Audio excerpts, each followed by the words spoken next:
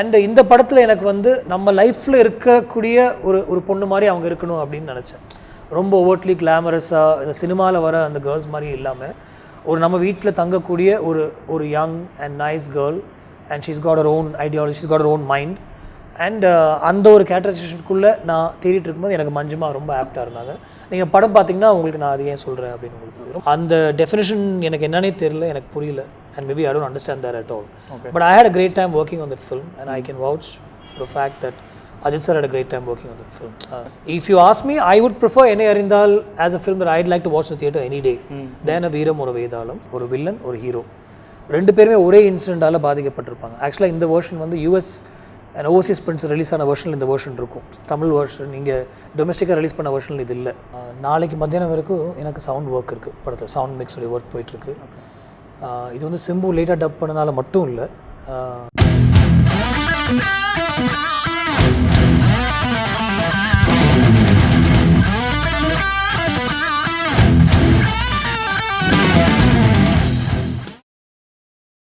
Welcome to Cinema Pesalam, Gautham. Achcham Yenbathu Madamaiyada. It's finally releasing. What's the state of mind right now? State of mind na last minute வரைக்கும் work போயிட்டுருக்கோம். I think that's unavoidable. அது வந்து ஒரு வழியே இல்லை. So Friday release, நம்ம வந்து Tuesday night பேசிகிட்ருக்கோம்.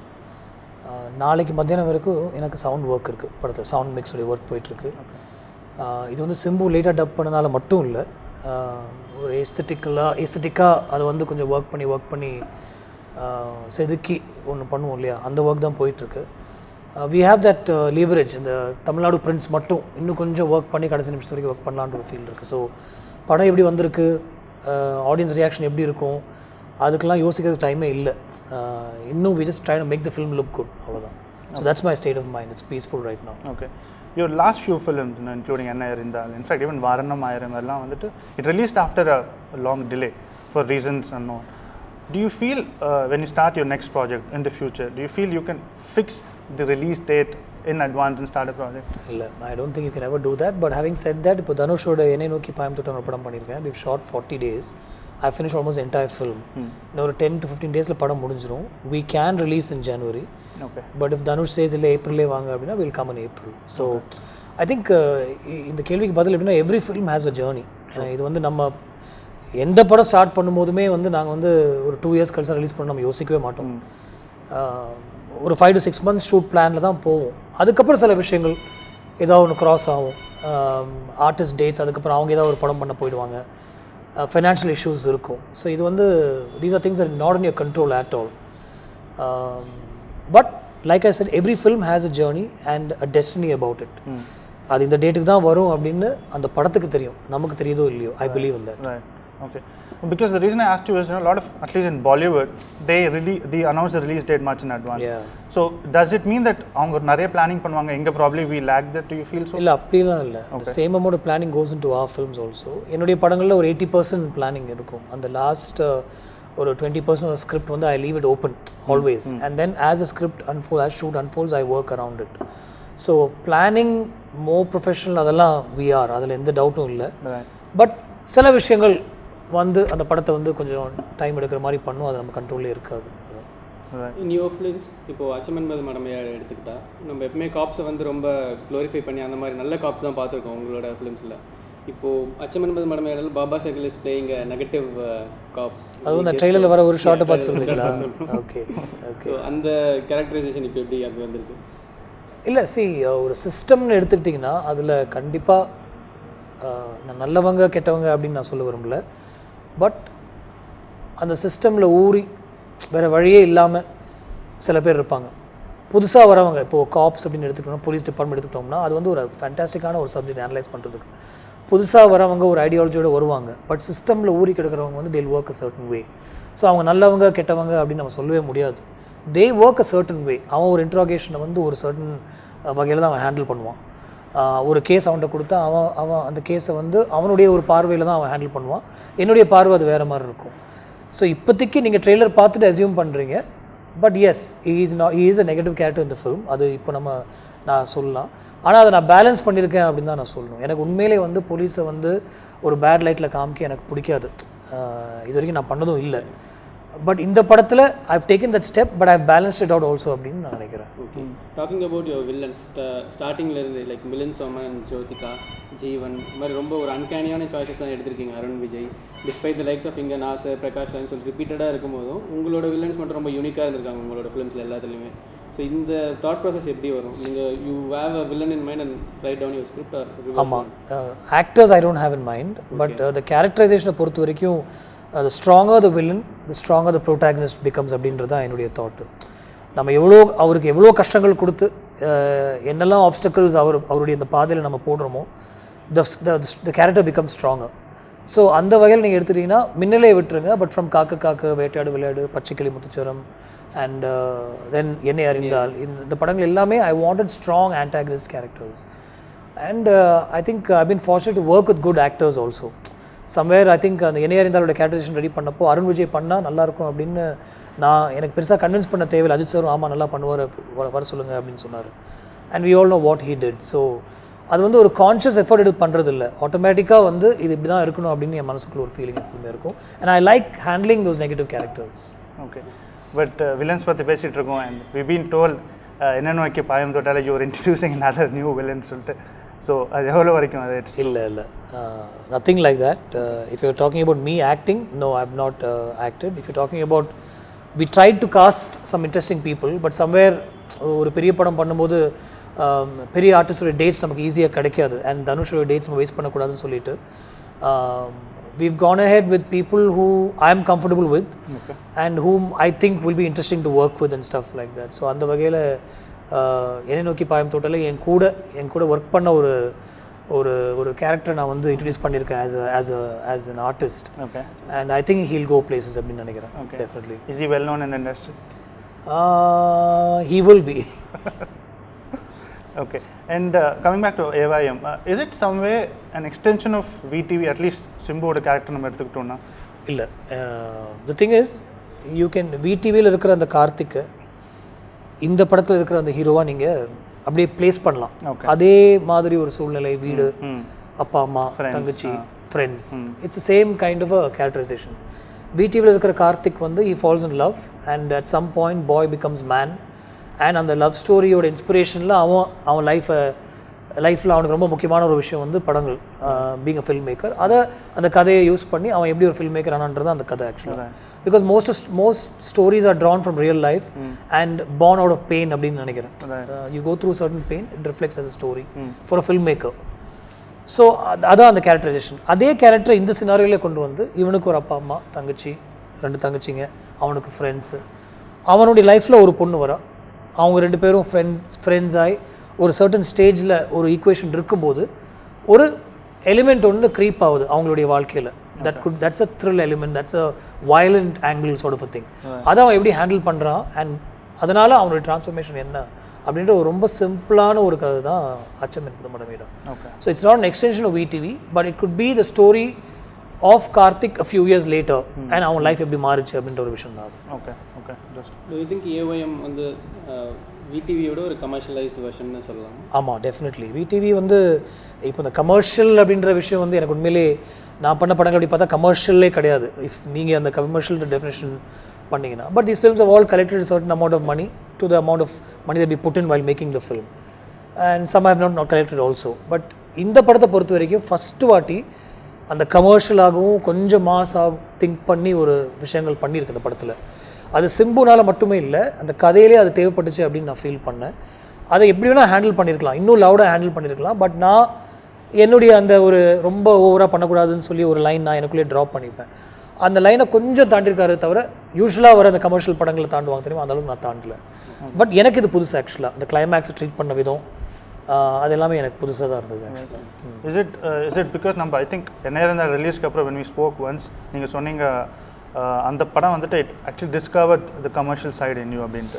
Do you think you actually tapped that side again in this film? அதில் கொஞ்சம், பட் இதில் இன்னும் நிறைய அண்ட் இங்கேருந்து இது வரைக்கும் நம்ம டிஸ்ட்ரிபியூட்டர்ஸோட மைண்டோ இல்லை அவங்க ஒரு படத்தில் என்ன எதிர்பார்க்குறாங்க அது எனக்கு தெரியாது அப்படின்னு நான் சொல்லலை. என்னுடைய ஸ்டைலில் எனக்கு பிடிச்ச விஷயங்களாக தான் நான் பண்ணிகிட்டு இருந்தேன்.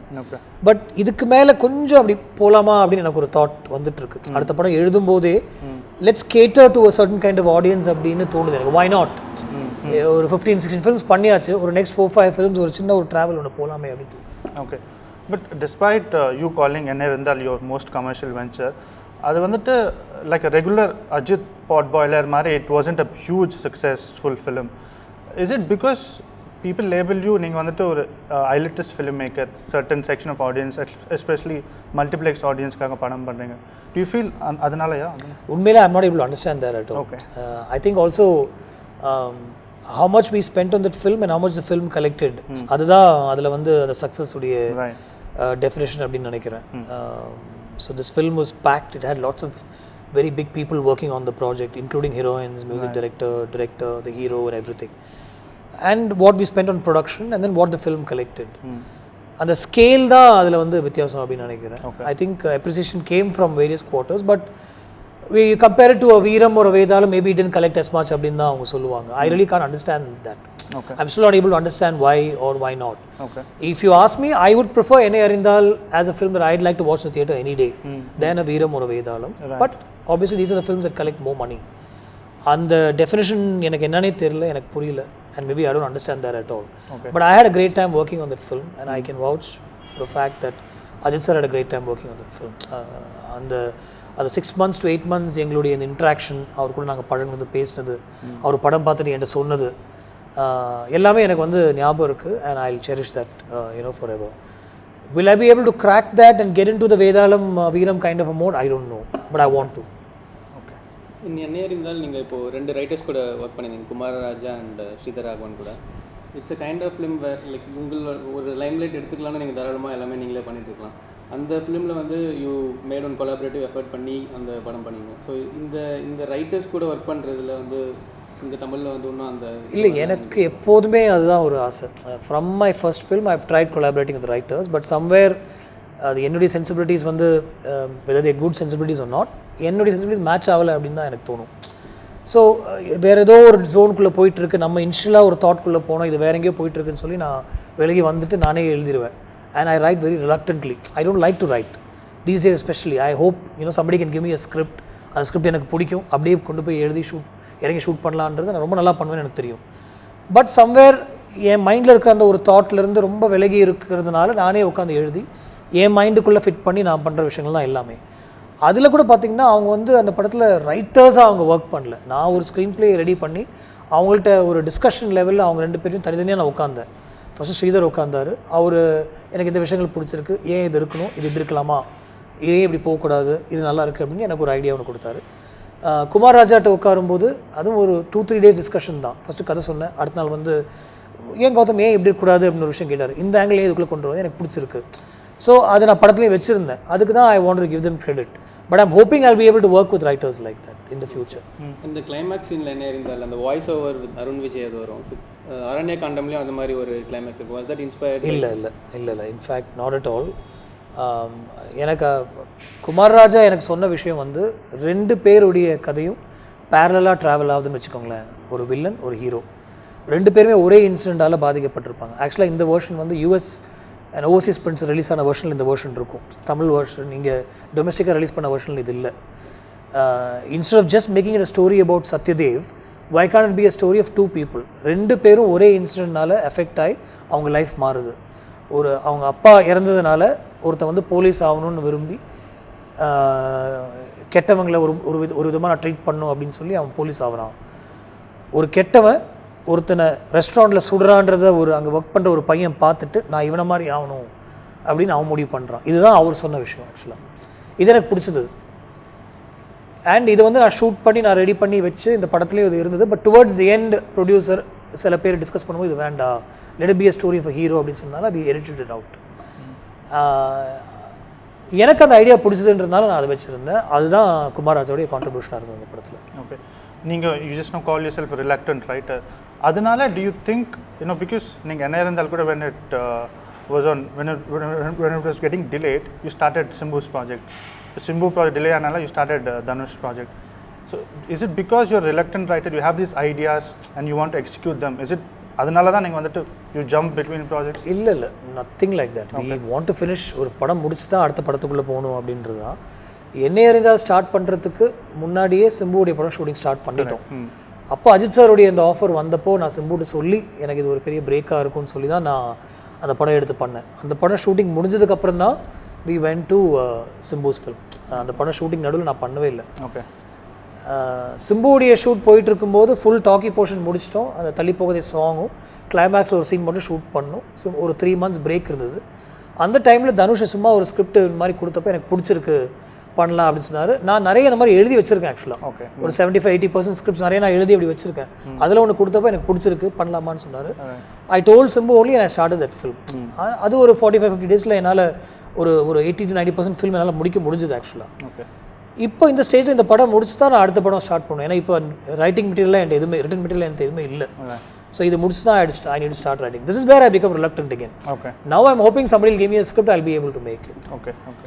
And your fascination for bilinguals, if I'm not wrong, correct me if I'm wrong, நீங்கள் ஒரு I think ஒரு காலேஜ் மீட்டில் சொல்லியிருந்தீங்க எனக்கு வந்துட்டு ஒரு I think காலேஜ் மீட்டில் I think some meet IITயில் கரெக்ட் IITயில் சொல்லியிருந்தீங்க நீங்கள் வந்துட்டு ஒரு தமிழ் இண்டஸ்ட்ரியில் because nobody is willing to bet on your films, you make this bilingual so that you can bring someone from the Telugu industry and produce a film. அதனால தான் பண்ணுறீங்களா? இல்லை அது வந்து இந்த படத்தை பற்றி மட்டும்தான் அப்படி பேசினேன். The idea is I see it in a very positive way. ஒரே கான்டென்ட்டை வந்து 2 regional languages, like Telugu is a big market by it self.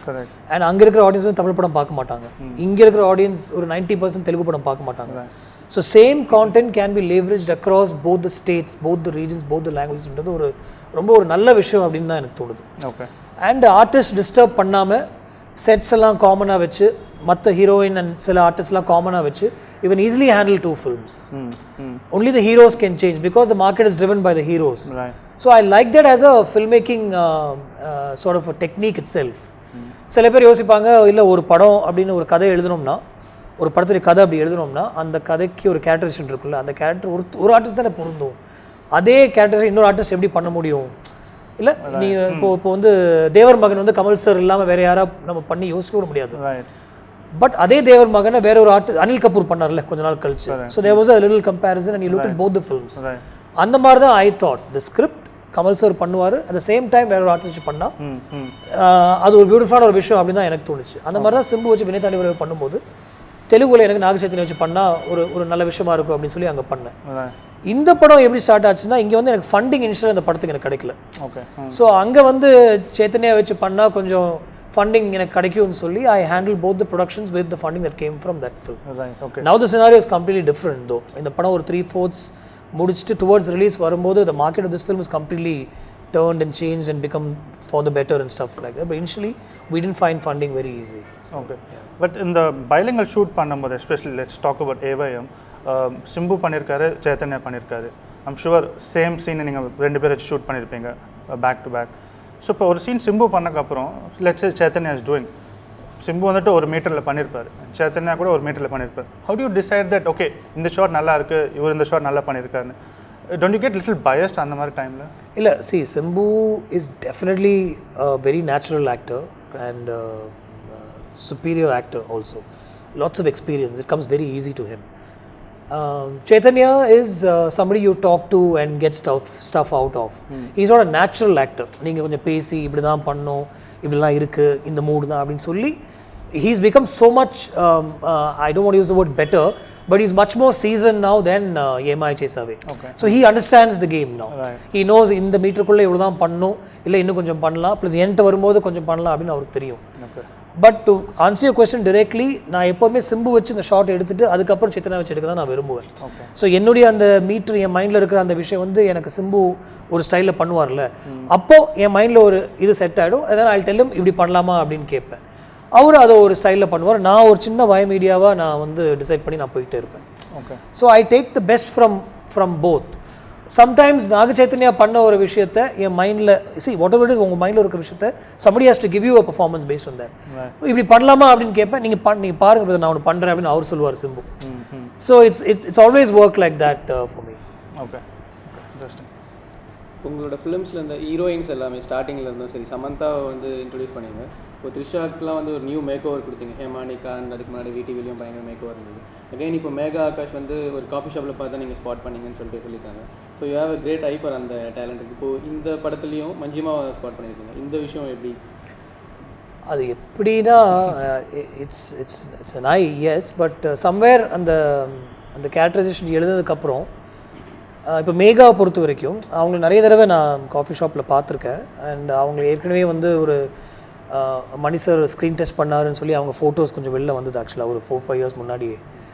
But இந்த கதை எழுதி இந்த கதைக்கு பொருந்தமாக ஒரு கேர்ள் வேணும் அப்படின்னு தேடிட்டு இருக்கும்போது நான் என் டீம் சொல்லிகிட்டே இருப்பேன், அந்த பொண்ணு இன்ட்ரெஸ்டிங்காக இருக்கா, she's got a nice face and இந்த கேரக்டரைசேஷன் ரொம்ப கரெக்டாக இருப்பா பாருங்கன்னு சொல்லிகிட்டே இருப்பேன். அதுக்கப்புறம் ஒரு 3 months கழித்து நிறைய பேரை பார்த்ததுக்கப்புறம் தான் அவங்களை ஸ்க்ரீன் டெஸ்ட் பண்ணி இந்த பொண்ணு வச்சே போயிடலான்னு முடிவு பண்ணோம். சம்வேர் அவங்க பார்த்தா எனக்கு தெரிஞ்சிடும் அப்படின்ற ஒரு விஷயந்தான். மஞ்சிமாவை பொறுத்த வரைக்கும் கூட எனக்கு அந்த வடக்கன் செல்ஃபின்னு ஒரு படம் அவங்க பண்ணியிருந்தாங்க. வினீத் ஸ்ரீனிவாசன் நான் பேசினேன். அவர் ஷீஸ் வெரி ரொம்ப ஈஸியான ஒரு ஆக்டர் அப்படின்னு சொன்னாங்க, சைல்டு ஆர்டிஸ்ட்லேருந்து வந்தவங்க அப்படின்னாங்க. அண்ட் இந்த படத்தில் எனக்கு வந்து நம்ம லைஃப்பில் இருக்கக்கூடிய ஒரு பொண்ணு மாதிரி அவங்க இருக்கணும் அப்படின்னு நினச்சேன். ரொம்ப ஓவர்ட்லி கிளாமரஸாக இந்த சினிமாவில் வர அந்த கேர்ள்ஸ் மாதிரி இல்லாமல் ஒரு நம்ம வீட்டில் தங்கக்கூடிய ஒரு young and nice girl and she's got her own ideology, she's got her own mind. And அந்த ஒரு கேரக்டரைசேஷனுக்குள்ளே நான் தேடிட்டு இருக்கும்போது எனக்கு மஞ்சிமா ரொம்ப ஆப்டாக இருந்தாங்க. நீங்கள் படம் பார்த்தீங்கன்னா உங்களுக்கு நான் அது ஏன் சொல்கிறேன் அப்படின்னு உங்களுக்கு ரொம்ப சிம்பிளாக நான் சொன்ன மாதிரி நம்ம வீட்டில் இருக்கக்கூடிய ஒரு பொண்ணு மாதிரி அவங்க இருப்பாங்க. She's not the girl next door, நம்ம வீட்டிலே இருக்கிற ஒரு பொண்ணு மாதிரி இருக்கும். ஓகே. இப்போ உமனை வந்து போர்ட்ரே பண்ணுறதுல very few film makers do உங்களை மாதிரி டிக்னிஃபைடாக அந்த மாதிரி போர்ட்ரே பண்ணுறதுல. ஸோ எப்பயாவது ஒருத்தர் full length woman centric film பண்ணலான்ட்டு? இல்லை, கண்டிப்பாக. அண்ட் எகெயின் அது வந்து ஸ்கிரிப்டை பொறுத்து இருக்குது. இந்த ரிலக்டன்ட் ரைட்டர் என்னைக்காவது வெளில வந்து அந்த மாதிரி எதாவது எழுதுனா, பட் அந்த மாதிரி தாட்ஸ் நிறைய இருக்குது எனக்கு. And then again some people come and say மார்க்கெட்டில் எதுக்கு இந்த மாதிரி பண்ணணும். பட் இன்றைக்கி பார்த்தீங்கன்னா Nayanthara, Anushka, they draw huge they command a certain market and stuff like that. So அவங்கள வச்சு பண்ணலாம் அப்படின்னு தோணுது. உன் கூட வரலாம்னு பார்த்தேன், அவன் போயிட்டோம்.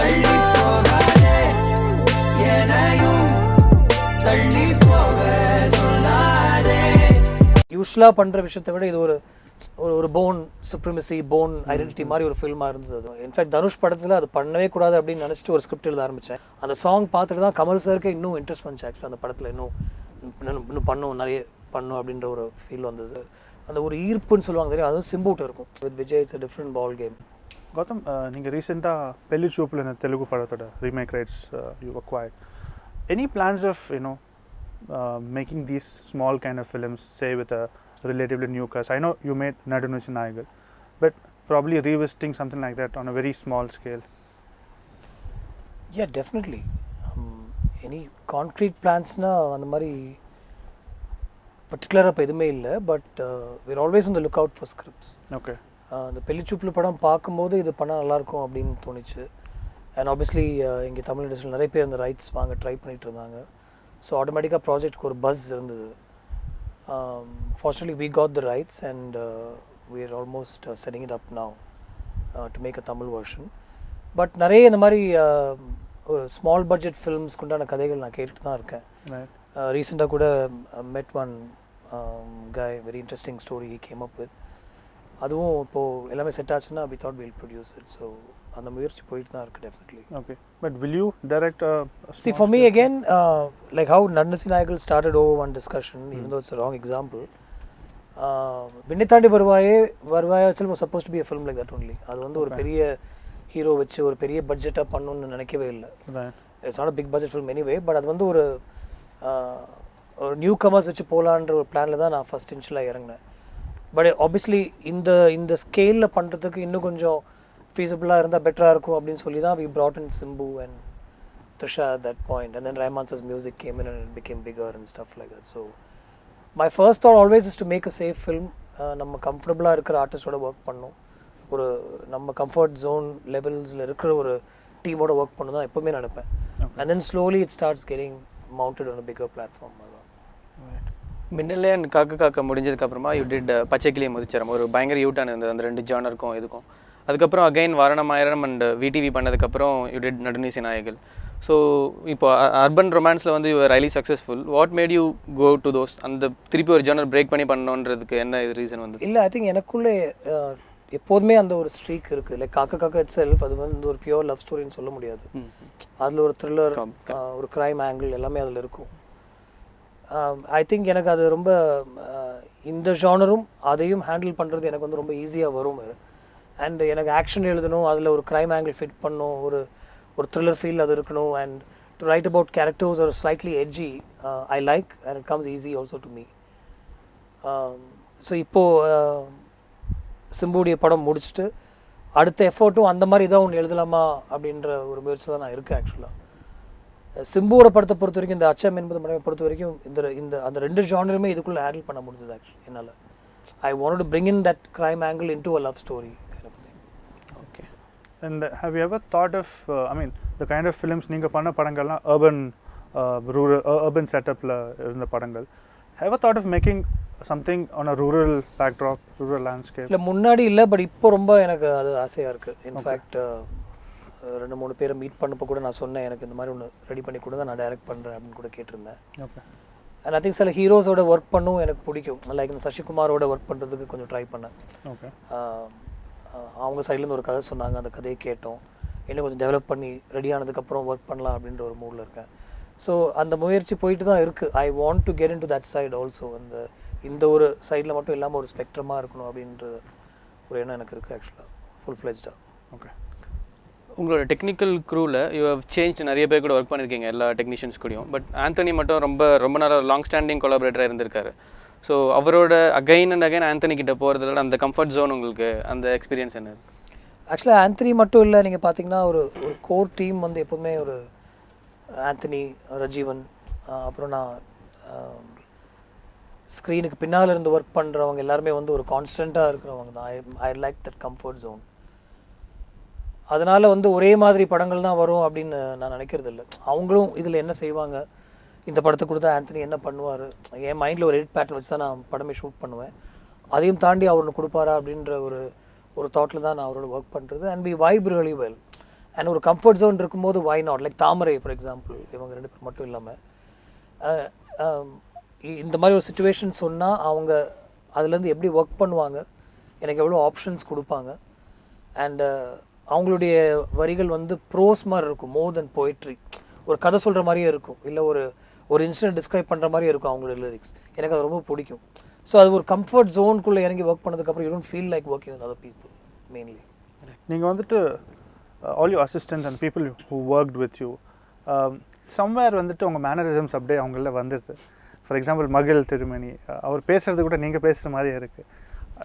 how does it happen? Are you aware that இந்த மாதிரி நடக்குதுன்னு சொல்லி? இல்லை, எனக்கு இப்போ யாரோ சொல்லி தான் எனக்கு தெரியும் அந்த மாதிரி. பட் நான் மேபி அவங்களோட பேசும்போதெல்லாம் எனக்கு அது நான் அப்படி பெருசாக உணர்ந்தது இல்லை. ஓகே.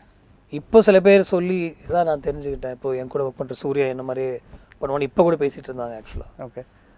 இனிமேல் அவனை அப்படியே கவனிக்கலான்னு இருக்கேன். உங்களை மாதிரி தான் பேசுகிறாரு, வாய்ஸ் எல்லாமே இங்கே தான் இருக்காரு. But isn't it true that உங்கள் கேரக்டர்ஸ் வந்துட்டு is an extension of your persona on screen? I think அது ஒரு கான்ஷியஸ் எஃபோர்ட் எடுத்து நான் பண்ணுறதில்ல. ஐ திங்க் நான் அப்படி இப்போ சிம்புவோ சூர்யாட்டையோ நம்ம அந்த சீனை சொல்லும் போதும் இப்படி வரலாம், இப்படி உட்காரலாம், இப்படி பேசலாம் அப்படின்னு சொல்லும்போது தே இம்பைப் ஃப்ரம் தட் அப்படின்னு தான் நினைக்கிறேன். ஓகே. இப்போ காக்காலாம் we did a reading of the whole script. And நிறைய சீன்ஸ் வந்து அந்த ரூம்குள்ளே பெர்ஃபார்ம் பண்ணி பார்த்தோம்.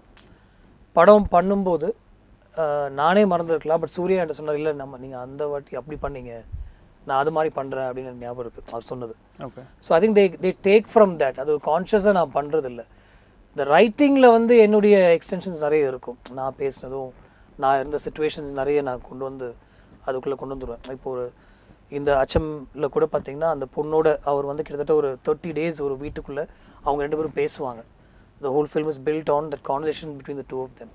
அது வந்து என் லைஃப்பில் நடந்திருக்கு அந்த விஷயம். ஓகே. ஸோ அந்த மாதிரி ரைட்டிங்கில் என்னுடைய அன்றைக்கி சொன்னீங்களே அந்த விஷயங்கள் நான் நிறைய கொண்டு வருவேன். பட் பெர்ஃபார்மன்ஸில் நான் வந்து அதை ஃபோர்ஸ் பண்ணுறதே இல்லை. ஓகே. என் மைண்டில் இந்த கேரக்டர் இந்த சீனுக்கு இப்படி நடித்தா நல்லாயிருக்கும்னு என் மைண்டில் ஒன்று இருக்கும். அது அவங்க கொடுத்தா, அது அந்த ஃபஸ்ட் டேக்கில் கொடுத்தா நான் அப்படியே கிராப் பண்ணிப்பேன். Okay. And also a lot of your characters வந்துட்டு they do a lot of introspect in the sense lot of monologues இருக்கும். ஹீரோ வந்துட்டு பேசிக்கிட்டே இருப்பாரு.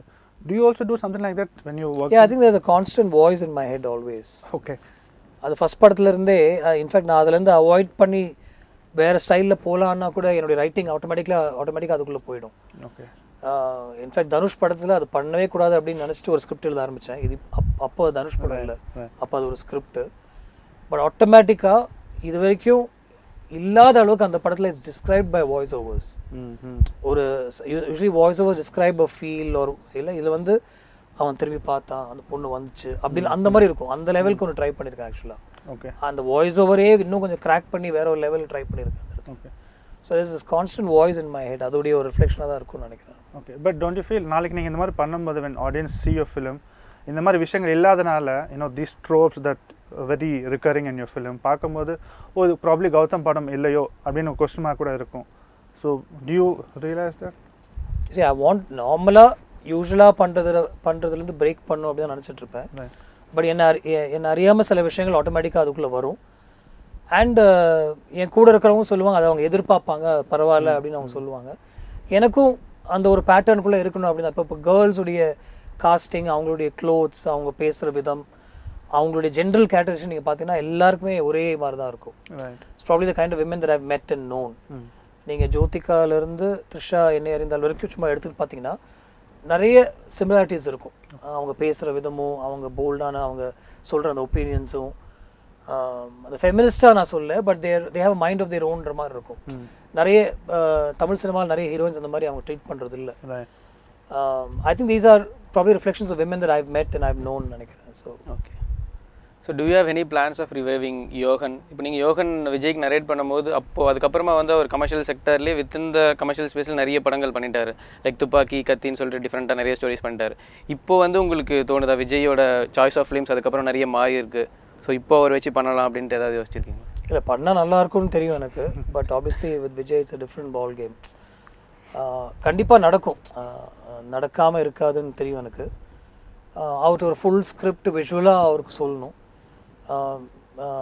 அது பெரிய விஷயமே கிடையாது. நான் யூஸ்வலாக வந்து ஒரு 80% 90% ஸ்கிரிப்ட் ஷூட்டுக்கு போயிடுவேன். பட் அவரோட ஒர்க் பண்ணோம்னா அந்த ஒரு எஃபர்ட் எடுத்து தான் ஆகணும். And I love to work with him. யோகன்ற ஸ்கிரிப்டை பொறுத்த வரைக்கும் அந்த டைமில் ரொம்ப ஃபோக்கஸ்டாக இது பண்ணால் நல்லாயிருக்கும், எனக்கு ஒரு பெரிய படமாக இருக்கும், அவருக்கு ஒரு டிஃப்ரெண்ட்டான ஒரு படமாக இருக்கும்னு நினச்சி தான் நான் இறங்கினேன். இனிஷியலாக அவருக்கு அந்த ஐடியா பிடிச்சது. பட் ஓவராலாக அவர் அந்த கதை கேட்கும்போது கொஞ்சம் ஏலியனாக இருக்குது, இது வந்து ஒரு இங்கிலீஷ் ஃபிலிம் ஸ்டைலில் இருக்குது, நம்ம தமிழ் படத்துக்கு உண்டான ஒரு விஷயம் இதில் நிறைய இல்லை அப்படின்ற மாதிரி அவர் ஃபீல் பண்ணாருன்னு நினைக்கிறேன். அதுலேருந்து இப்போ நிறைய விஷயங்கள் வேறு படத்துக்கெலாம் போயிடுச்சுன்னு நினைக்கிறேன். ஸோ அது யோகனா மறுபடியும் வருமா அப்படின்னு தெரியல எனக்கு. Okay, and any plans of reviving Dhruva Natchathiram? யா, இப்போ அந்த ஸ்கிரிப்ட் மறுபடியும் தட்டி எழுப்பி அது வந்து ஒரு it's taken some shape and I think very soon you'll hear an announcement நினைக்கிறேன். அண்ட் சூர்யா சாரோட பண்ணுவீங்களா? சூர்யாவோடையும் கண்டிப்பாக ஒரு ப்ராஜெக்ட் பேசிகிட்டு இருக்கோம். இன்ஃபேக்ட் ஆக்சுவலாக சிங்கம் 3 முடிச்சோடனே ஸ்டார்ட் பண்ணுற மாதிரி தான் இருந்தது. ஓகே, பட் ஐ திங்க் ஞானவேலுக்கு இப்போ ஒரு படம் ஒன்று தானா சேர்ந்த கூட்டம் அப்படின்னு போயிட்டு நினைக்கிறேன். அதுக்கப்புறம் மறுபடியும் பேச வாய்ப்பு இருக்குன்னு நினைக்கிறேன். So you buried the hatchet, indifferences-ல எதுவுமே இல்லை? யா, அது வந்து அப்போவே அது வந்து ஒரு முடிஞ்சு போன விஷயம் தான். இனிஷியலாக ஐ திங்க் துருவநட்சத்திரம் டைமில் அவருக்கும் அந்த ஸ்கிரிப்ட் வந்து கொஞ்சம் ரொம்ப இன்டர்நேஷ்னலாக இருக்குது, இந்த தமிழ் ஆடியன்ஸ்க்கும் தமிழுக்காக பண்ண ஒரு ஸ்கிரிப்டாக இருக்கலாமே அப்படின்னு ஒரு சின்ன டிஃப்ரென்ஸ் ஒப்பீனியன் இருந்தது. எனக்கு வந்து அது யூஸ்வலாக பண்ணுற விஷயத்தை விட இது ஒரு போன் சுப்ரிமசி, போன் ஐடென்டிட்டி மாதிரி ஒரு ஃபில்மாக இருந்தது. அது அப்படி ஒன்று பண்ணோம், ஒரு இன்டர்நேஷ்னல் லெவல் ஆக்ஷன் ஃபில்ம் பண்ணோன்ற ஒரு தாட்டில் நான் இறங்கி பண்ணேன். But he didn't see it that way. I think he wanted a much more rooted film. So the difference of opinion and the bury the hatchet la or 1 weekly அது இல்ல, அது முடிஞ்சு போச்சு ஆக்சுவலா அந்த விஷயம். But is this one of the reasons why probably நீங்க வந்துட்டு எந்த ஸ்டாரோட பண்ணணும் அந்த ஸ்டாரோட பண்ண முடியாம போகுது? Because you think little out of their space. அவங்க பண்ற out of their space ன்றதா கரெக்டான வார்த்தை. I'm not saying they don't understand it or anything like that. அவங்க எதிர்பார்த்து இந்த மாதிரி ஒரு விஷயத்துக்குள்ளே பண்ணலாம் அப்படின்னு நினச்சி அவங்க கதை கேட்குறாங்க. பட் அதுலேருந்து விலகி போய் நான் சொன்னேன் அந்த ரூட்டடாக இல்லாமல் கொஞ்சம் வேறு ஸ்டைலில் இருக்கிறது அவங்களுக்கு வந்து பிடிக்கல அப்படின்னு நினைக்கிறேன். Not many occasions like that. அப்படி பார்த்தீங்கன்னா அஜித் சார் வந்து நான் காக்காக்கு நெருட் பண்ணும்போது I don't want to play a cop அப்படி தான் சொன்னார் அந்த டைமில். Okay, there was no other reason, I love it, but எனக்கு I don't want to play a cop now. Strangely விக்ரமும் அந்த டைமில் நான் காக்காக்கு நெருட் பண்ணும்போது அதான் சொன்னார். But then he ended up doing Singam 3, something else. I mean, sorry, he ended up doing Sami. I think அவருக்கு அந்த டைமில் சாமியில் ஒரு அட்ராக்ஷன் இருந்தது, but he didn't feel that in காக்காக்கு அப்படின்னு நினைக்கிறேன். The only other time was Vijay with Yohan. மற்றபடி அவங்க ஸ்பேஸ்க்குள்ளே அவங்களுக்கு புரியாமல் அந்த மாதிரி விஷயமும் எதுவுமே இல்லை. அவங்க எதிர்பார்த்து அந்த ஸ்பேஸில் இல்லாத ஒரு விஷயமாக தான் அது இருந்தது அப்படின்னு நினைக்கிறேன். ஓகே. இப்போ இருக்க ஃபிலிம் மேக்கர்ஸில் கொஞ்சம் பேர் தான் வந்து ராஜா சாரோட ரஹ்மான் கூடயும் ஒர்க் பண்ணியிருக்காங்க. ஸோ நீங்கள் 2 பேர் கூடயும் ஒர்க் பண்ணியிருக்கீங்க. அண்ட் ராஜா சாரோட லாஸ்ட் ஃபியூ ஆல்பம்ஸில் பார்த்தா நீதானே என் பொன் வசந்தம் வந்து டெஃபினெட்லி வேறு லெவலில் இருந்தது மற்ற ஆல்பம்ஸை கம்பேர் பண்ணும்போது. ஸோ அந்த எக்ஸ்பீரியன்ஸ் அவர் கூட ஒர்க் பண்ணும்போது ரொம்ப டிமாண்டிங்காக இருக்க முடியாது. ஸோ நம்மளால் தைரியமாக கேட்டு வாங்க முடியாது அந்த மாதிரி சொல்லிட்டு நிறைய ஃபிலிம் மேக்கர்ஸ் ஃபீல் பண்ணியிருக்காங்க. ஸோ உங்களுக்கு அந்த எக்ஸ்பீரியன்ஸ் எப்படி இருந்தது ராஜா சார் ஒர்க் பண்ணும்போது ரஹ்மான் கூட? ஐ திங்க் இந்த என்னுடைய ஜென்ரேஷனில் இருக்கிற ஃபில்ம் மேக்கர்ஸில் முருகதாஸும் நானும் மட்டும்தான் ஒர்க் பண்ணியிருக்கோம் அப்படின்னு நினைக்கிறேன். I might be wrong, but I think நான் யோசிச்சு பார்த்தப்போ எனக்கு இப்படி தான் ஞாபகம் வந்தது. But I think I was fortunate. அந்த டைமில் அந்த ஸ்கிரிப்டு ரொம்ப ஹெசிடேட் பண்ணி தான் நான் அவர் அப்ரோச் பண்ணேன். ஆக்சுவலாக I didn't know whether he'd like to work with me, but strangely அவர் வந்து he knew about my work definitely அப்படின்னு சொல்லி ஸ்ட்ரெயிட்டவே கம்போசிங்கில் உட்கார்ந்த ஒரு அனுபவம் எனக்கு. அண்ட் அவர்கிட்ட பேசி அவருடைய அந்த நான் ரசித்து கேட்ட சாங்ஸ் பற்றிலாம் பேசி, அதுக்கப்புறம் இந்த படத்துக்கு சுச்சுவேஷன் சொல்லி அவர்கிட்ட டியூன் வாங்கி, அப்புறம் அந்த சாங்ஸ் எல்லாம் ப்ரொடியூஸ் பண்ணுறதுக்கு லண்டன் போய் அங்கே இருக்கிற ஒரு மியூசிஷியனோட ஒர்க் பண்ணதெல்லாம் வந்து அன்ஃபர்கெட்டபிள் எக்ஸ்பீரியன்ஸஸ் அப்படின்னு சொல்லலாம். Like I remember it till the last day அப்படின்ற மாதிரி ஒரு விஷயமா இருந்தது. அண்ட் அந்த ஆடியோ லான்ச்சில் பண்ண அந்த ஒரு ஈவெண்ட்டும் அந்த ஃபாரின் மியூசிஷியன்ஸ்லாம் வந்து அவருக்காக பர்ஃபார்ம் பண்ணதும் எல்லாமே வந்து moments to cherish for ever. அந்த ஒர்க்கிங் ஸ்டைலே ரொம்ப ஒரு நாலேஜபிளாகவும் ஒரு ஹம்பிளிங்காகவும் இருந்தது. ஆக்சுவலாக like he is able to just come up with tunes one after the other. நான் வந்து போதும் அப்படின்னு சொல்லலைன்னா அன்றைக்கி ஒரு 15 டியூன்ஸ் எனக்கு கிடச்சிருக்கும். அதுலேருந்து I would picked for 6-7 songs. இல்லை சார் இன்றைக்கி இது 4 போதும், நான் மறுபடியும் நாளைக்கு வரேன் அப்படின்னு சொல்லிட்டு வந்தேன். அந்த way he quickly put it together and all is like you can make out he's a legend at work. And London la vandu avaru and the music produce panna vidham, like he gave the entire cue sheets to all the musicians and ஒரே டேக்ல musicians play பண்ணது, அவங்க இவருக்கு standing ovation கொடுத்ததெல்லாம் நான் பார்த்துருக்கேன். So I was part of that journey. Okay. Gautham, நீங்கள் வந்துட்டு சிம்புவோட you worked again and again and you said நீங்கள் அவர் கூட ஒர்க் பண்ண ரொம்ப கம்ஃபர்டபுள் ஃபீல் பண்ணுவீங்கன்னு சொல்லிட்டு. Simbu as a person off screen வந்துட்டு he's known to play to the gallery kind of actor and சின்ன ஒரு brashness இருக்கும் அவரோட பர்சனால. பட் நீங்கள் அந்த ஒரு டோட்டல் பர்சனும் அப்படியே மாற்றிருக்கீங்க உங்கள் படத்தில், both the films including இப்போ AYM கூட. How did you achieve that? ஏன்னா அந்த மாதிரி ஒரு ஆக்டரோட it would have been safer to do a much even more commercial film, right, to reach out to the masses.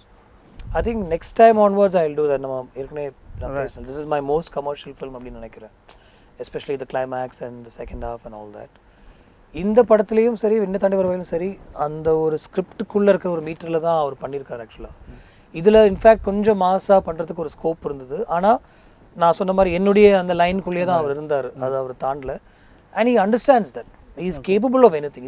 You give him whatever you want, he'll do it in terms of performanceல. And அவர் scene படிக்கிறதோ இல்லை பெரிய டிஸ்கஷனோ இந்த மாதிரி நடந்ததே இல்லை இது வரைக்கும். he knows the script, he knows where it's going. அன்றைக்கி வரும்போது இந்த சீன்ஸ் தான் பண்ணுறோம், இந்த சீனுக்கு இதுதான் டயலாக், ஒரு வாட்டி கேளுங்க அப்படின்னு சொல்லி படித்து காமிச்சிட்டேன், இப்போ தான் நீங்கள் ப்ராம்ப்ட் பண்ணுங்கள் நான் எடுத்துடுறேன் அப்படின்னு சொல்லுவார். அண்ட் எனக்கு அது பிடிக்கும், ஏன்னா ஆப்வியஸ்லி லைஃப் சவுண்ட் இல்லை, so that little bit of prompting is okay. But ஒரு ராவான ஒரு ஃபீல் வந்து அந்த ஃபஸ்ட் டேக்கில் ஒன்று வரும் அவர்கிட்டருந்து. Okay, that opens up my mind also. எனக்கும் அந்த கேரக்டரைசேஷனுக்குள்ளே இறங்குறதுக்கு ஒரு ஸ்கோப் கிடைக்கும் உடனே. நம்ம மைண்டில் இப்படி தான் இருந்துச்சு, ஆனால் அவர் ஒரு மாதிரி வேறு மாதிரி பண்ணுறாரு அப்படின்றத எனக்கு தோணும் எப்போதுமே. அண்ட் அதை வந்து ஒரு கேண்டிட் கேமரா வச்சு கிராப் பண்ணும். You should let him B.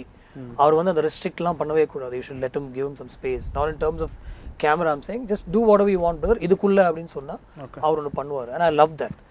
அதனால தான் வந்து அவர் ஒரு 2-3 years லேட்டாக வந்தால் கூட அவர் பண்ணுற அந்த விஷயங்களை பார்க்கும்போது you just forget everything. he kind of draws you into his performance. நீங்கள் இந்த படத்தில் கூட பார்த்தீங்கன்னா நான் ஏற்கனவே சொல்லியிருந்தேன், இதில் மஞ்சுமா இருக்காங்க, she's done a great job. இதில் ஒரு பியூட்டிஃபுல்லான ஒரு மியூசிக் இருக்குது, அது எல்லாமே இருக்கும். But the centre of attraction and அந்த ஒரு ஈர்ப்புன்னு சொல்லுவாங்க தெரியும், அதுவும் சிம்புட்ட இருக்கும். அதை தாண்டி நீங்கள் நிறைய விஷயங்கள் நீங்கள் பார்க்க மாட்டீங்க. த வே ஹீஸ் டப்ட், த வே ஹீஸ் பர்ஃபார்ம்ட் அண்டர்ஸ்டேட்டடாக இருக்கும், ரொம்ப நேச்சுரலாக இருக்கும். And you won't look at everybody else. ரெண்டாவது வாட்டி படம் போகும்போது உங்களுக்கு நிறைய விஷயம் தெரியும் அப்படின்னு தோணுது எனக்கு. Okay, I felt that while post production is happening. Okay, இப்போ 90s பிறந்தவங்களுக்குலாம் பார்த்தீங்கன்னா அவங்க காலேஜ் டைமில் வந்து ஒரு ரெண்டு காம்பினேஷன்ஸ் வந்து பயங்கர செலிப்ரேட்டடாக இருந்தது அந்த இடத்துல. யுவன் செல்வா, நாமுத்குமார் அண்ட் ஆரிஸ் கௌதம் உங்கள்து அண்ட் தாமரை. ஸோ எப்போ அந்த காம்பினேஷன் நம்ம திருப்பி எக்ஸ்பெக்ட் பண்ணலாம்? என்ன அறிந்தாலும் அது நடந்தது. இப்போது அடுத்த ஒரு ப்ராஜெக்ட் பேசிகிட்டு இருக்கோம். அது நடந்தாலும் நீங்கள் இன்னும் என்னை நோக்கி பாயம் தொட்டாக்கணும் மியூசிக் டேரக்டர். ஆமாம், மியூசிக் டேரக்டர் அனௌன்ஸ் பண்ணல. ஏன்னா ஆப்வியஸ்லி மியூசிக் டேரக்டர் இன்னும் எங்களுக்கு ஃபிக்ஸ் ஆகல அந்த படத்துக்கு. ஸ்ட்ரேஞ்ச்லி நான் வந்து அந்த படத்தில் 5 songs ஷூட் பண்ணிட்டேன் வேறு, without having the songs. So மைண்டில் ரெஃபரன்ஸ் சாங்ஸ் மாதிரி ஃபிக்ஸ் பண்ணிவிட்டு லிப்ஸிங்க் இல்லாமல் நிறைய மாண்டாஜஸ் ஒர்க் பண்ணி நான் ஷூட் பண்ணிட்டேன். தனுஷும் ஓகே போயிடலாம் அப்படின்னு சொன்னார். I am waiting for somebody to come on board. But அது நடக்காதனால I just went and shot the songs. But the announcement about music will come very soon. Okay, can we expect a new combination? இல்லை, you can expect a new combination I think. Okay, இப்போ announce பண்ண வேண்டாம், சீக்ரெட்டிவாக இருக்கட்டும் அப்படின்ற ஐடியாலாம் இல்லை. Okay, ஒரு டிஃப்ரெண்ட்டாக அனௌன்ஸ் பண்ணலாம் அப்படின்னு தோணுச்சு. பண்ணலாம்னு நினச்சா நான் எங்கள் ஷோலேயே பண்ணிடலாம். We want announce it with the song. Okay, யூஸ்வலாக ஒரு போஸ்டரோ அந்த மாதிரி ஏதோ ஒன்று போட்டு தானே அனௌன்ஸ் பண்ணுவாங்க, இல்லை ட்வீட் பண்ணுவோம், இல்லை ஒரு ப்ரெஸ்ஸில் ஒரு இன்ஃபர்மேஷன் கொடுப்போம். ஒரு சாங்கோட let people come to know who the music directors அப்படின்னு தோணுச்சு. ஓகே. அண்ட் சில ரிப்போர்ட்ஸ் இருக்குது கௌதம், நீங்கள் வந்துட்டு the way you talk being very candid and outspoken, அதனால you've landed yourself in a lot of controversies இருக்கு. Do you ever regret being so diplomatic and so straightforward? I think கூட இருக்கிறவங்க சொல்லும்போது தான் எனக்கு தோணும், ஓகே சொல்லிடக்கூடாதுல அப்படின்ட்டு. But then when I talk, this is how I talk. I don't think twice about it. அது வந்து ஒரு உண்மையிலேயே ஒரு எஃபர்ட் எடுத்து வர விஷயம் இல்லைன்னு நினைக்கிறேன். Like, and I don't want to get conscious. Like, I know if you put a camera in front of me, I might get conscious, but I'm not thinking of that right now. Okay. I just talk. இப்போ அந்த நீங்கள் சொன்னீங்களா அந்த ஐஐடியில் பேசுனதும் பிரசாத்தில் பேசுனதும், நான் சிம்பு பற்றியே நான் பேசியிருந்தேன். ஆக்சுவலாக அவர் ரொம்ப எனக்கு ஃபோன் பண்ணிலாம் பேசினார். But somewhere I said it in a very positive way and a good way only. Okay. I don't regret it. If that's your question, then I don't regret it at all. Okay. But இதனால சில relationships பாதிக்கப்பட்டிருக்கா? பெருசா அந்த மாதிரி இல்லை. I think always another phone call will take care of it அப்படின்னு தான் எனக்கு தோணுது. Okay.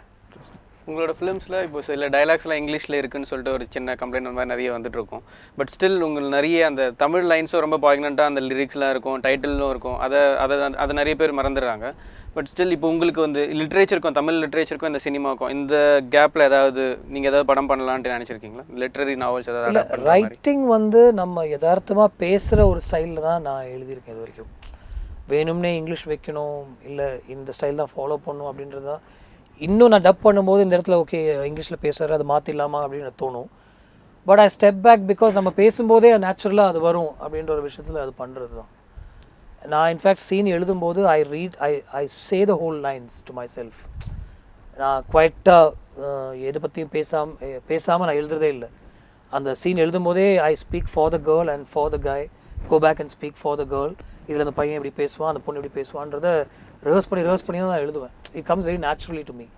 ஸோ அப்படி இருக்கும்போது ஏன் அதை கர்வ் பண்ணும் அப்படின்ற ஒரு தாட் தான் firstly in terms of the English and stuff. But லிட்ரேச்சர்லேருந்து படம் பண்ணும் அப்படின்ற விஷயம் எல்லாமே வந்து right now everything depends on combination, who to work with. And நம்ம எழுத ஆரம்பிக்கும் போது அந்த ஃப்ளோவில் என்ன வருதோ அதுதான்.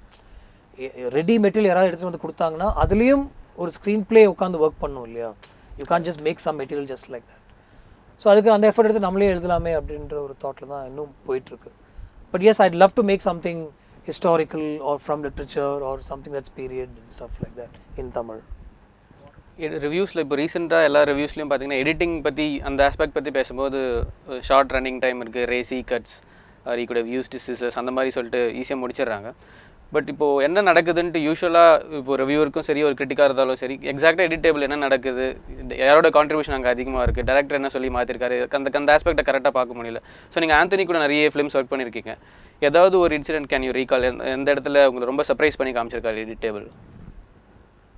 நான் யூஸ்வலாகவே ஷூட் பண்ணும்போது எழுதும்போது I have an edit pattern in mind. Okay.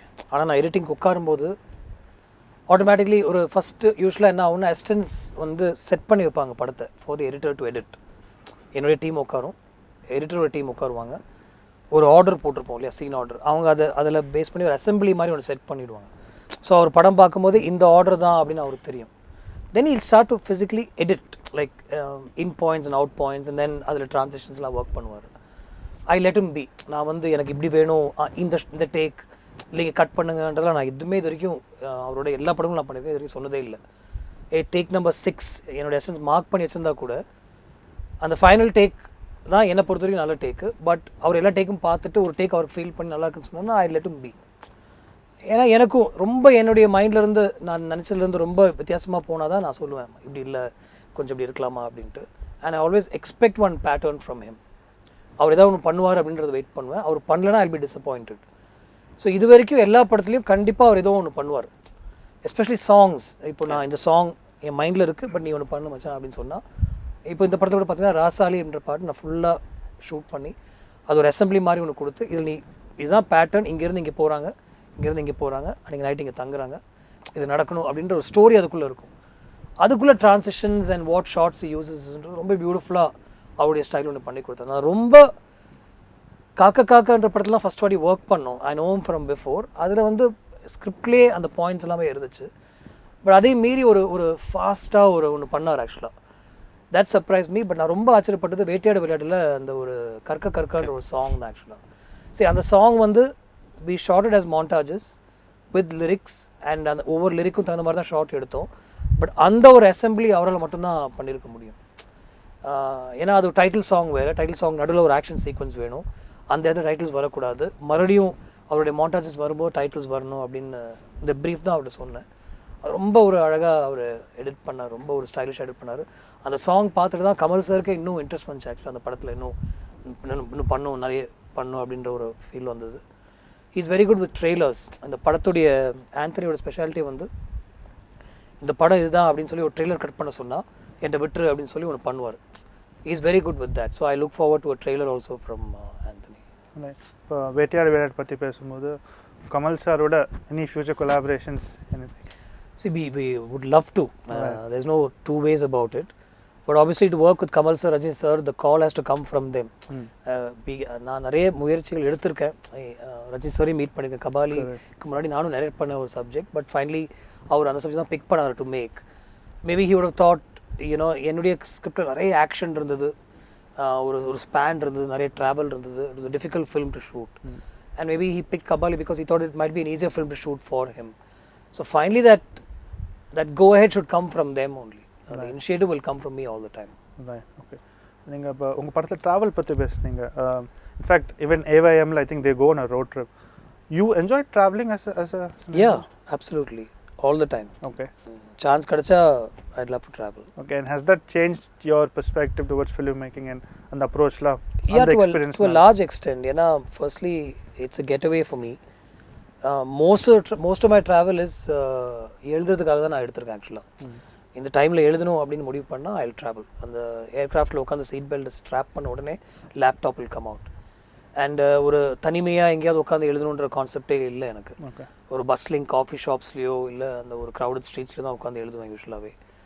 And I use travel to write most of the time. It's also an opportunity for me to read, to listen to the music, to be in my own space and to watch a lot of films. So this is what normally happens on a travel. Okay. So for தனுஷோட films அவரும் வந்து இப்போ like Simbu ஒரு இன்டென்ஸான performer தான். So அவர் வந்து இப்போது VTV மாதிரியோ அந்த மாதிரி ஒரு கிளாஸான ஃபிலிம்ஸ் எதுவும் பண்ணது கிடையாது. ஸோ இப்போ ENPTயில் அவரோட ரோல் எப்படி வந்திருக்கு? ஆக்சுவலாக அவர் பண்ணுறது எல்லாமே இப்போ நீங்கள் மாறி இல்லை கொடியெல்லாம் எடுத்துட்டிங்கன்னா அதில் ஒரு பயங்கர கமர்ஷியலான ஒரு ஃபீல் இருக்கும். VIP எடுத்துக்கிட்டாலே even though it's one simple story of a youngster and his girlfriend and his father and all that, அதுலேயும் ஒரு ட்ரீட்மெண்ட்டில் ஒரு ஸ்லோ மோஷன் ஷார்ட்ஸ் அண்ட் அந்த மாதிரி ஒரு ஸ்டைல் ஒன்று ஏற்படுத்திக்கிட்டார் ஆக்சுவலாக அவருக்குன்னு. இந்த படத்தில் வந்து ஒரு இன்டென்ஸான ஒரு பர்ஃபார்மன்ஸ் தான் நான் அவர்கிட்ட வந்து வாங்கியிருக்கேன் ஆக்சுவலாக. அண்ட் எனக்கே இது வந்து ஒரு புதுசான ஒரு ட்ரீட்மெண்ட். நான் சொன்னேன் இல்லையா, the whole film is driven by some interesting voice overs and ஒரு கை ரிச்சி ஃபீலில் அந்த ஸ்கிரிப்ட் எழுதியிருக்கு. அது வந்த பெரிய விஷயம். ஐம் ஜஸ்ட் சேயிங் அந்த ஒரு இன்ஸ்பிரேஷனில் தான் அந்த ஸ்கிரிப்ட் எழுதியிருக்கு. அதை அவர் படித்தோடனே எனக்கு வந்து இது நீங்கள் எழுதின மாதிரி ஸ்க்ரீனில் இருந்துச்சுன்னா this will be brilliant, நான் பண்ணுறேன் அவ்வளோதான் அவர் சொன்னார். Okay. And I think he likes reading scripts. நான் நரேஷனே கொடுக்கல ஆக்சுவலாக. ஒரு 80% ஸ்கிரிப்ட் அவர் படிச்சுட்டு பிரதர் இதில் இருக்கிற அந்த ஸ்ட்ரக்சரை நீங்கள் அப்படியே கொண்டு வந்துட்டிங்கன்னா this will be a super film, I'll do it. அதுக்குள்ளே ஒன்று இறங்கி ஒர்க் பண்ணாரண்ணா. அதை நான் எதிர்பார்க்கவே இல்லை. the way he looked, இந்த போர்ஷனுக்கு நான் பியரோட வரேன் அப்படின்னு சொல்லிட்டு we gave him a look, we set the look for him. அதில் ஒன்று பண்ணுவார், அது நம்ம எதிர்பார்க்கவே முடியாது. Same thing with Simbu also. நீங்கள் ஒன்று சொல்லிவிட்டு you can just sit back and அதில் ஒன்று பண்ணுவார். And I think both of them are very similar. And I'm not being politically correct here. Both of them are very raw, natural, first take artists. தனுஷ்ட கூட நீங்கள் நான் இந்த படத்தில் எனக்கு தெரிஞ்சு எந்த டேக்குமே ஒரு சிங்கிள் டேக்கை தாண்டி நான் 2வது வாட்டி போனதே இல்லை அவர்கிட்ட. அவராக வந்து இப்போ 1 more நான் பண்ணுறேன் ஒரு ஆக்ஷன்லன்னு சொன்னால் தான் நான் எடுத்திருக்கேன் தவிர பெர்ஃபார்மன்ஸோ அவர் அழுகிற மூமெண்ட்டோ இல்லை வந்து லவ் சீன்ஸ்லையோ ஒரு வாட்டி கூட நான் வந்து இன்னொரு வாட்டி வேறு மாதிரி ஏதோ பண்ணலாமா நான் கேட்டதே இல்லை. And he reads a script, he reads a lines, no prompting, அப்படியே லைன்ஸ் அப்படியே ரீப்ரொடியூஸ் பண்ணுவார். And very rarely there some discussion brother நான் படித்தேன் பட் இது கொஞ்சம் எப்படி இருக்கலாமான்னு ஒரு 1 or 2 தான் அவர் கேட்டிருக்காரு. I like interaction, I don't have problem with that. So very very easy experience. ஒரு ரைட்டராக ஒரு டைரக்டராக what is there in your head and what is there on paper அது வந்து ஒரு 15 times அப்படியே நம்ம எதிர்பாராத விதத்தில் ரிஃப்ளெக்ட் ஆகி வரும் அவர்கிட்ட. Okay, pleasure to work with. Gautham, நீங்கள் உங்கள் ஃபியூ இன்டர்வியூஸில் you express the interest to work with mister Amitabh Bachchan. If I'm not wrong, Dhruva Natchathiram கூட நீங்கள் ஒரு கேரக்டர் அவருக்காக வச்சுருந்தீங்க.